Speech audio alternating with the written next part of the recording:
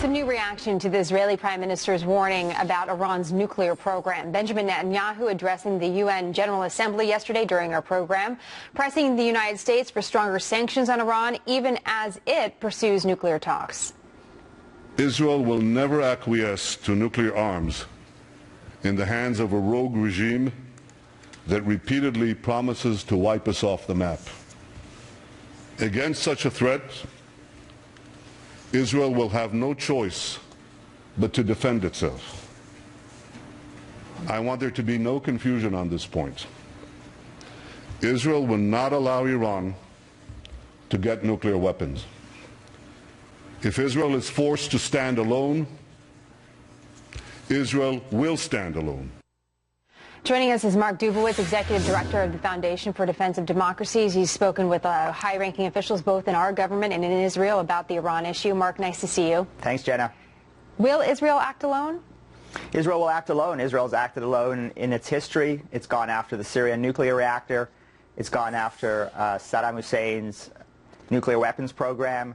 It has certainly acted alone in 1967 when it was surrounded by Arab countries devoted to its destruction. This is nobody should misjudge Prime Minister Netanyahu's commitment to stop Iran from building a nuclear weapon. Mark, of course the concern is if Israel chooses to go at it alone, meaning strike Iran militarily, that will somehow make us go along with them. And that is of great concern to U.S. lawmakers and also to the American people if that is not our choice. How likely do you think that scenario is, that Israel would go at it alone and the United States would be dragged behind them? Look, I think there's very close coordination between the U.S. and Israeli administrations, and close coordination on intelligence, on military matters.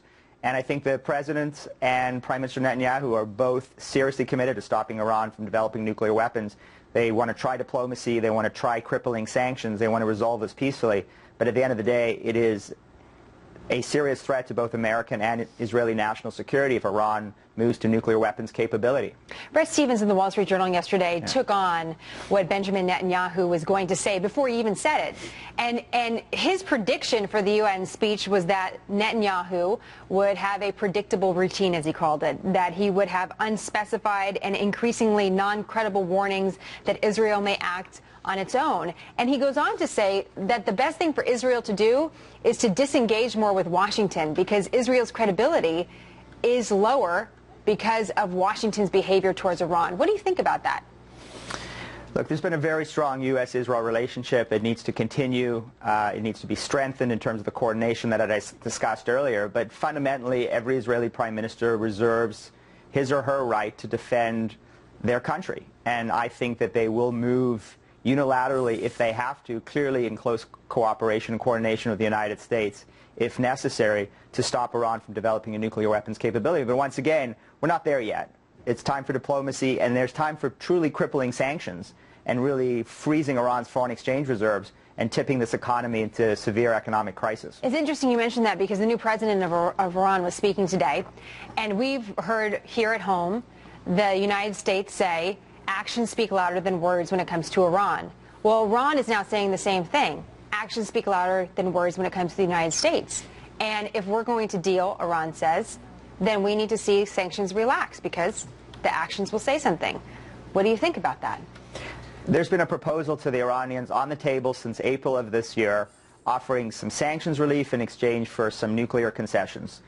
It is up to President Rouhani to respond to that and to actually come forward and come clean on decades of Iranian nuclear deception. I don't think there's going to be sanctions relief anytime soon. In fact, I think there's going to be escalating sanctions coming from the new U.S. Congress. And if President Rouhani doesn't think that the Congress is committed to collapsing his government, he clearly hasn't been watching the past few days where House Republicans have been willing to shut down our government. Interesting point. We'll see what they end up doing here. One of the legislations is stuck in the Senate, one of the bills for tougher sanctions. Mark, just on that note, we've talked about sanctions for years now. How much more is there to go when it comes to sanctions, and why hasn't it been done already? You know, why are we still, we could be much tougher? Well, President Rouhani wants a deal in 3 to 6 months, and the reason for that is he's looked at the books and he realizes that Iran is quickly running out of foreign exchange reserves, but they still have billions of dollars sitting in overseas banks. The U.S. Senate is working on a new bill, as you said. I predict that it will be coming out of the Senate Banking Committee soon, and it can fundamentally do one thing that will be game-changing, and that is to freeze Iran's overall access to its foreign exchange reserves. That would be crippling for the economy, and that if that doesn't break the nuclear will of Ali Khamenei, then I'm afraid there'll be no peaceful measures that could, and Prime Minister Netanyahu may face a very difficult decision. Mark, great to see you as always. Thank you. Thanks, Jenna.